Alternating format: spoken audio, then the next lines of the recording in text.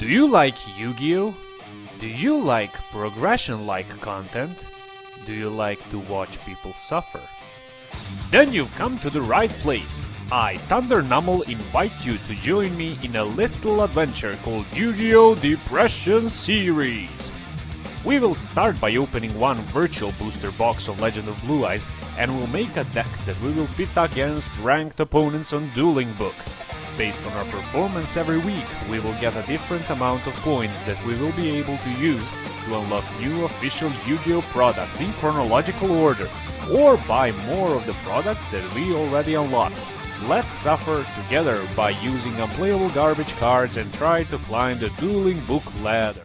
Hello everyone and welcome, my name is Thundernumel and I welcome you to my channel. I'm back from my vacation and I'm very happy to jump into the new format. The reason why I didn't count the likes for the last week's episode was because it was pre-recorded.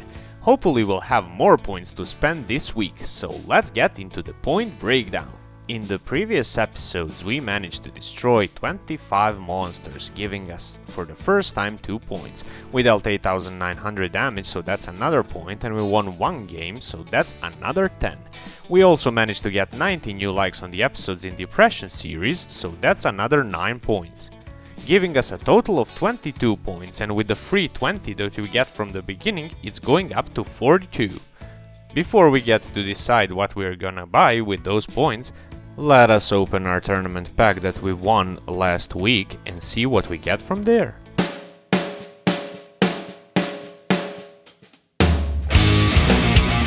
We got nothing there, but without stopping, let's get into the depression wheel for this week.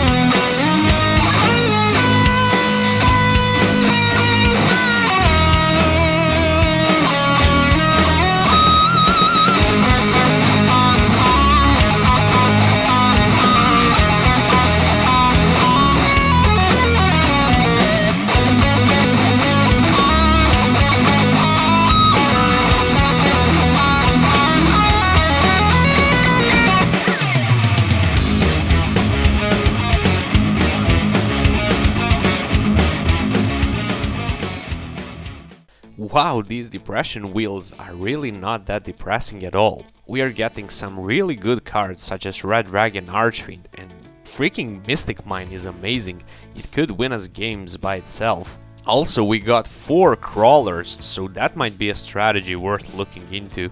At this point I'm thinking it might be too overpowered to use the cards that we get from the depression wheel, so I'm gonna implement a new rule. From this episode onward, I can only use 10 of the cards I didn't regularly unlock in the main deck and 5 in the extra deck. That should make the challenge more in the spirit of the progression series. As for what we're gonna be spending our points on, last week we managed to summon a Dark Magician and destroy a Verte Anaconda with it, so we unlocked a tier 2 Yugi starter deck. I'm gonna be spending 12 points buying that since it has some great cards such as Dark Hole, Trap Hole and Waboku. With our remaining 30 points I'm gonna go ahead and buy 30 boosters of Spell Rulers and probably make a beatdown deck this time around, or something along those lines. Let's see what we open.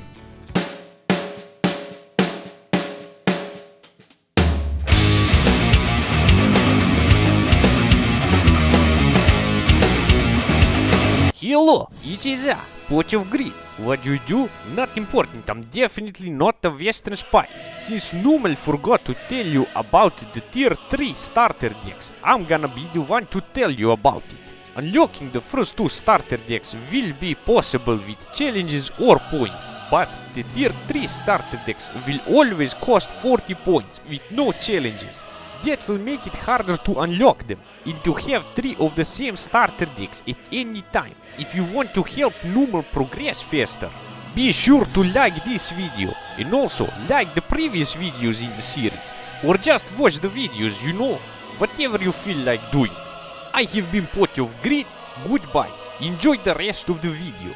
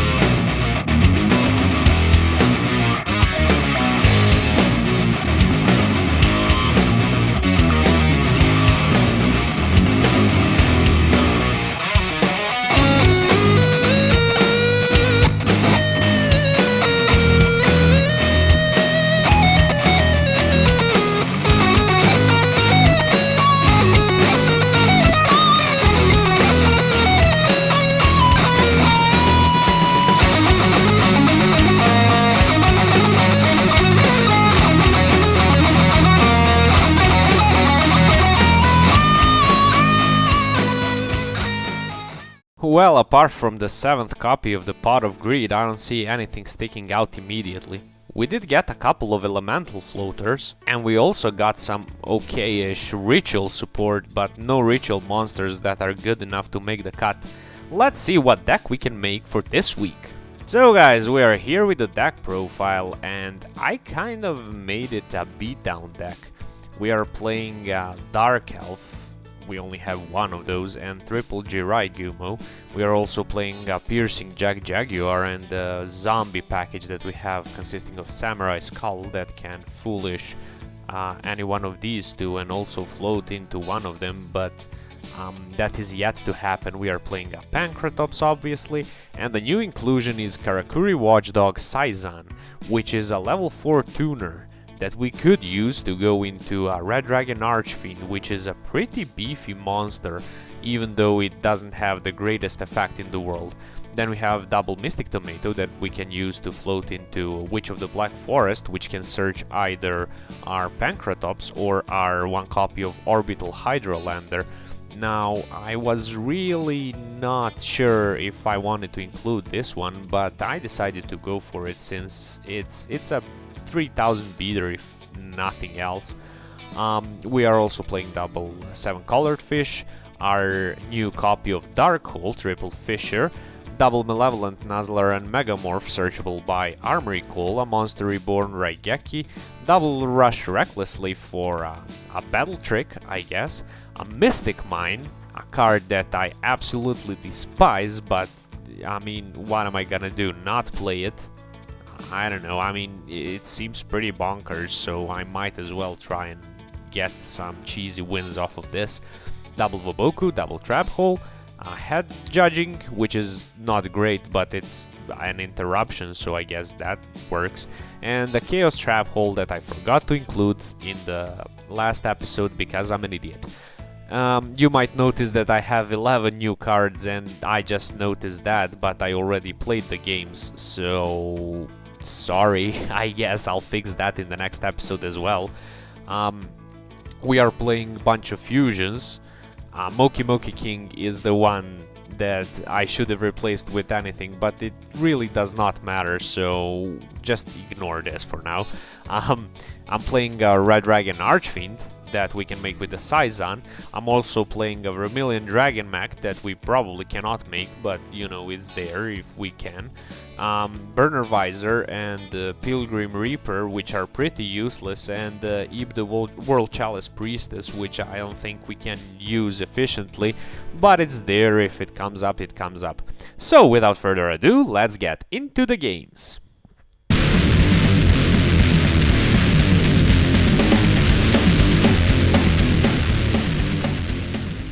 Our first game of the week is up against Orcust Mekk-Knight, and it's an interesting one to say the least. So we're gonna be going first, and we open up by setting a Witch of the Black Forest and Chaos Trap Hole and passing the turn. Our opponent sets a Crescendo in the same column as our Chaos Trap Hole and summons the Mekk-Knight Purple Nightfall. On the summon of Mekk-Knight, I choose to activate the Chaos Trap Hole, negating the summon and banishing it. He uses Instant Fusion going into Millennium Miser's Trick, and then Kaijus are Witch of the Black Forest. I opt to activate the effect of the Witch, hoping that he might be scared to negate it because I have 3 more cards in my hand, but he chooses to negate it nonetheless, using the effect of Millenniumize. Next, he will activate Forbidden Droplets, sending his Crescendo and targeting my Radiant. And then he will attempt to illegally use the effect of Crescendo this turn to search the Mekk-Knight Girsu, but he can't do that due to the fact that he special summoned the Millenniumize, which is a Dark Spellcaster and not a Dark Machine this turn. So we'll just resolve that. He goes into Linkaribo and passes the turn. For turn we draw into the Saizan, and I decide to normal summon the Mystic Tomato, attack into the Linkaribo. He uses the effect, and then we attack directly with the Radiant. In his turn, he will use the Graveyard effect of Crescendo to add a Girsu to his hand. Next, he will normal summon the Girsu, sending the Orcust Nightmare from his deck to the graveyard and special summoning the double tokens. Next, he will use the effect of Nightmare sending the World Wand, then he will banish the World Wand to special summon back the Nightmare from his banish zone. He will link summon into Galatea, then put the World Wand back into his deck and set the Orchestrated Return. Next, he will overlay his Galatea into a Dingirsu and use the effect of Girsu to send our Mystic Tomato to the graveyard. He will go to battle phase, destroy our token and pass the turn. For turn we draw into a Rush Recklessly, so I'm thinking really hard about what I want to do right here, and I opt to go for this line of play. I normal summon the Saizan attack into the token. He uses the effect of Linkaribo, tributing the token to bring it back. Then we will proceed to attack into Linkaribo, and he will use the effect of Linkaribo to make Saizan's attack 0. Next, we will attack with the Radiant into the Girsu, and he will detach one material to protect it from destruction. In main phase 2, I'll activate Fissure, destroying the Girsu finally, and I will set Rush Recklessly and pass the turn. For his turn, he special summons a Radiant to his side of the field, and then uses the effect of Nightmare sending the World Wand, then he will banish the wand, special summoning the Nightmare and going into Galatea again. He will then put the World Wand back into his deck and set a Crescendo from his deck. He will proceed to overlay into a Girsu and use his effect to send the Radiant to the graveyard. Then he will attack into Saizan. His effect will activate, changing himself to defense position, and he will get destroyed. For turn we draw into a Pancratops, so I decide to activate Raigeki right here to bait out the protection, which we successfully do. Next I will attack into the Dingirsu, but in damage step I'll activate Rush Recklessly so that Pancratops doesn't get destroyed. We deal some nice damage and we pass the turn. For turn our opponent draws into the World Wand, then he will activate the Return and draw 2 cards. He will then activate the interrupted Kaiju Slumber, but we chain the Pancratops here, destroying the Crescendo, and because we have no monsters on the field, Kaiju Slumber can't destroy anything, so it can't special summon any Kaijus. Now I'll just let this play out and resolve, because yeah, we realize that he can't summon anything. So then he will use the effect of Crescendo, add the Girsu to his hand. Next he will normal summon the Girsu, send the Symbol Skeleton, use the effect of Skeleton to bring back the Dingirsu, and then he will banish the World Wand, special summoning the Symbol Skeleton, and this should be game. Yep, he'll just go into the battle phase, attack us with everything he has, and then we lost our first game of the week. But honestly, I'm pretty happy about this one. It was really close. Let's go to game 2.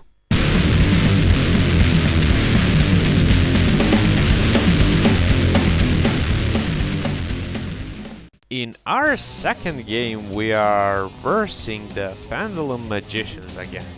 Well, I mean, not again, because after the ban list they got pretty much stronger, but it's a Pendulum deck, and Pendulum is the best deck, so I don't know what to tell you.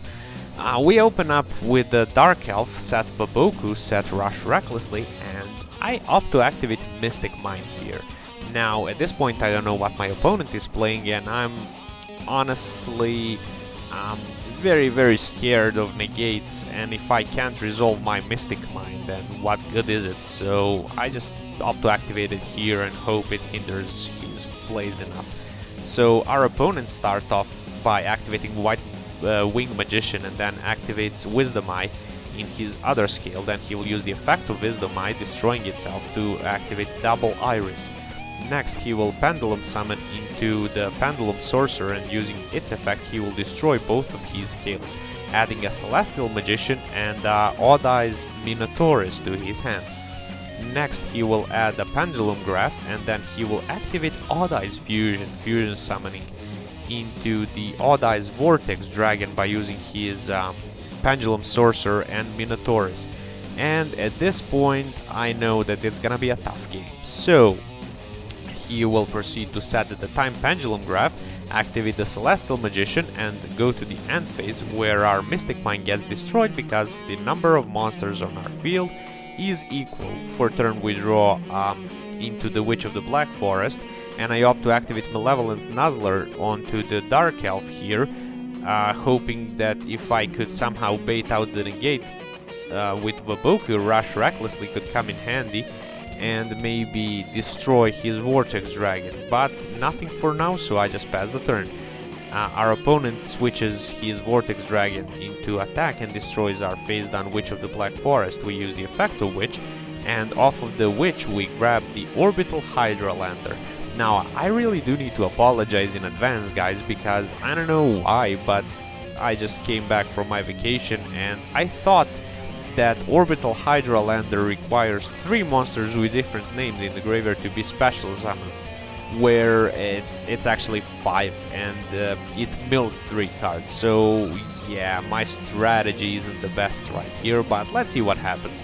So because the Vortex Dragon is at 2500, I opt to attack with the Dark Elf into it, but he activates the Time Pendulum Graph, destroying the Celestial Magician and our Dark Elf.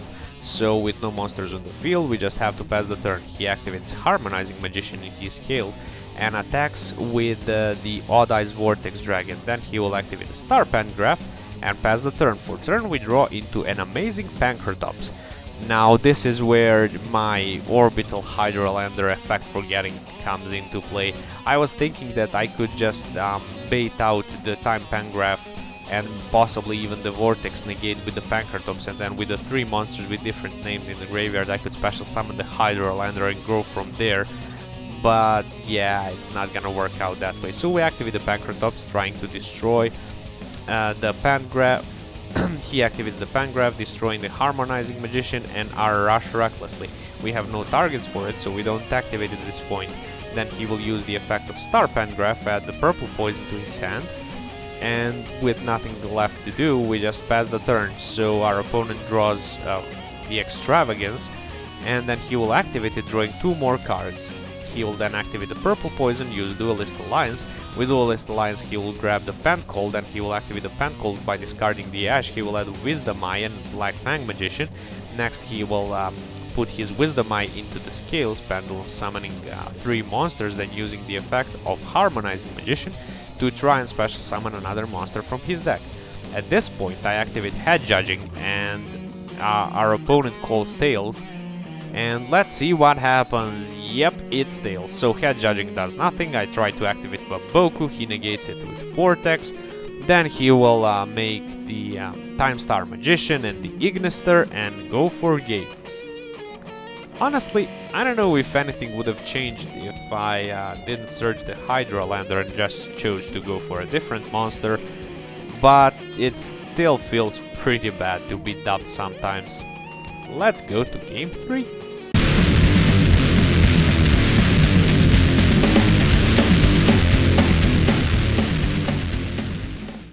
Our third game is up against Phantasm Spirals, and out of all of the decks that came to mind when I was brainstorming this series, I never thought that I'd have a problem to defeat a Gemini Elf normal summon. So our opponent activates the Pacifist, then normal summons the Gemini Elf. Using the effect of Pacifist, he will add a Spiral Bell to his hand. Next, he will set a double Solemn Judgment and pass the turn. And we have no monsters that can beat over Gemini Elf while not activating the effect. So I just opt to set a Guard Ghost and pass the turn by setting the Trap Hole. Our opponent normal summons Neo the Magic Swordsman. I don't know what to say. Okay, so he will use the effect of Pacifist, and he will add the Spiral Power, and then he will proceed to battle phase, attacking with his Gemini Elf, destroying our Guard Ghost. Next he will attack us with the Neo the Magic Swordsman directly. Now the reason why I didn't activate Trap Hole on the normal summon of Neo the Magic Swordsman is because he didn't have any tokens, so if I Trap Hold the Neo, he would just get a 2000 token onto his field. But yeah, you'll see that it gets interesting in a bit. So I normal summon the 7-colored fish and destroy his Neo, dealing 100 damage, and I just pass the turn. Our opponent attacks our 7-colored fish with his Gemini Elf, and I know it's riveting gameplay. So I take 100 damage, and I just he just passes the turn, and I draw a Fisher for turn. I'm still not choosing to activate any of my effects because of the Pacifist, and I'm hoping that I can destroy it somehow, but with double Solemn Judgment it probably isn't happening. So he draws Secret Village of the Spellcasters for turn. And I see why he chose to run these normal monsters, even though I don't agree with the deck building choice. It's very interesting. So he will then proceed to battle phase, attack into our Witch, and at this point I'm like, you know, whatever, I'll just use the effect. So I activate the effect of the Witch and add a Pancratops to my hand, but my opponent doesn't activate Pacifist on resolution. So at this point I'm thinking that he might not be aware of how it functions. So let's see what I do. So I special summon the Pancratops and it is swiftly met by Solemn Judgment. I'm like, let's try Monster Reborn, but that's get judgmented as well. So I'll just use the Fisher now and destroy his Gemini Elf. And now he uses the effect of Pacifist, which I'm like, what? Why? But yeah, so he summons a token, then uses the effect of Pacifist, and he will add a Spiral Battle to his hand. I'll just pass the turn and he will attack me directly with the token, setting a Macrocosmos and passing.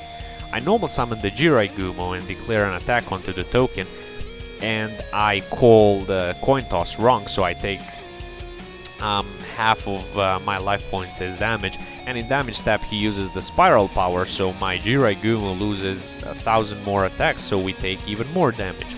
But now we have 5 monsters with different names in our graveyard, so we can special summon the Hydrolander. On summon of Hydrolander, he will use the effect of Spiral Battle to try and destroy it. We chain the Hydrolander and he chains Macrocosmos. Now we milled another 7 colored fish off of the effect of Hydrolander, so now that we have 2 monsters with the same name in the graveyard, the Hydrolander doesn't destroy anything, so his Pacifist will unfortunately stay on the field. I'll just use the effect of Fisher, hoping that he won't remember to use the effect of Pacifist, but of course he does, so he just summons another token. I just set the Witch of the Black Forest and pass the turn. He will use the effect of Spiral Battle, destroying our Witch, and since it doesn't go to the graveyard, we don't get the effect, and we lose the duel. We lost the duel to Neo the Magic Swordsman. Just let's go to game 4.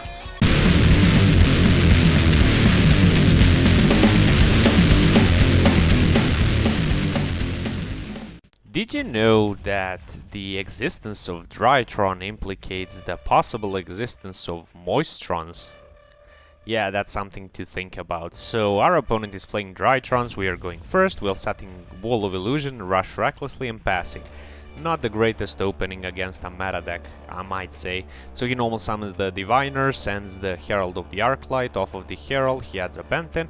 Next he will use the Eltanin, tributing the Benten to special summon it, and by using the effect of Benten he will add another Diviner. Then he will link summon into the Nightmare Phoenix. Using its effect he will destroy our Rush recklessly. He will then use the effect of Eva to banish 2 and add Herald of Orange Light and another Diviner, and he will proceed to battle phase, attacking into our Wall of Illusion, and we activate the effect, bouncing the Nightmare Phoenix back into his hand.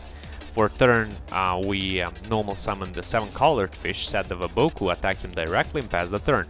He will again normal summon the Diviner of Herald. We'll activate the Vaboku because I'm smelling the Herald of Ultimateless from a mile.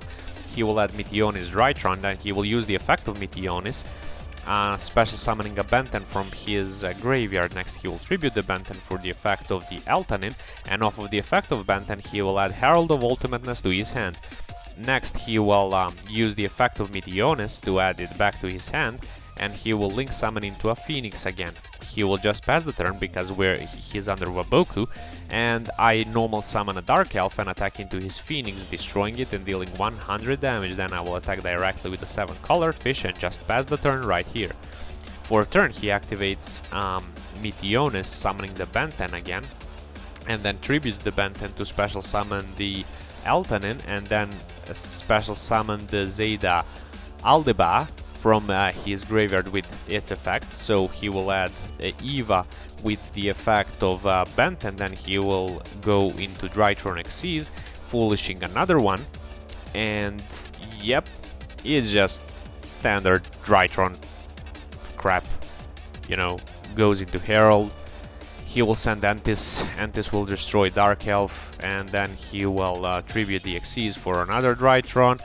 Because Diviner is level 6, he will Synchro Summon into the Chaos Ruler. Using the effect of Chaos Ruler, he will mill 5 at the Alpha Turban, attack with the Chaos Ruler, then attack with the Herald of Ultimateness, and yep, he passes the turn. I special summon the Pancratops, he will negate the summon with the Herald, so I'll just set the Wall of Illusion and Chaos Trap Hole and pass the turn.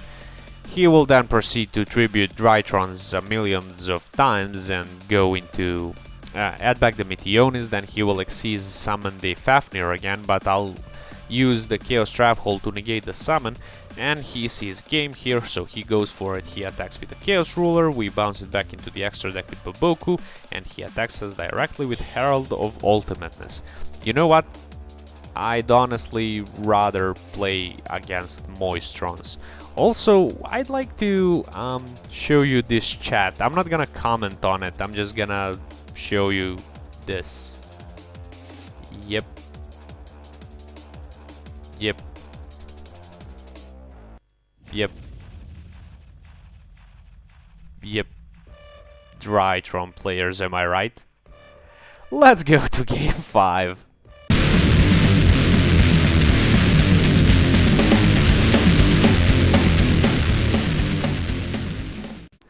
Our final game of the week is up against one of our arch rivals, and it's gonna be Monarchs again. And honestly, at this point, I'm really not sure if we can win against this deck, because it seems to be pretty powerful, even with the addition of the new Pendulum monsters that supports them. That is an upstart and a tribute fodder. It's gonna be pretty tough. So he'll activate the effect, drawing 1 card, and he will special summon it. Using the effect of Tenacity, he will reveal the Ether, then he will add a domain to his hand. He will activate the domain, normal summon the Idea. Using the effect of Idea, he will special summon the Eidos. Next, he will use the effect of Eidos, then he will reveal Ether, tributing the Pendulum guy. I don't know how to pronounce the name. And going into Ether, then he will use the effect of Ether, sending the Prime and the Pantheism, and special summon another Ether from his deck. Next, he will use the effect of Pantheism, revealing double Prime and the Escalation, I think it was. I'll just give him the Prime, he will set the Stormforce, set the Prime, add back the Ether, and pass the turn.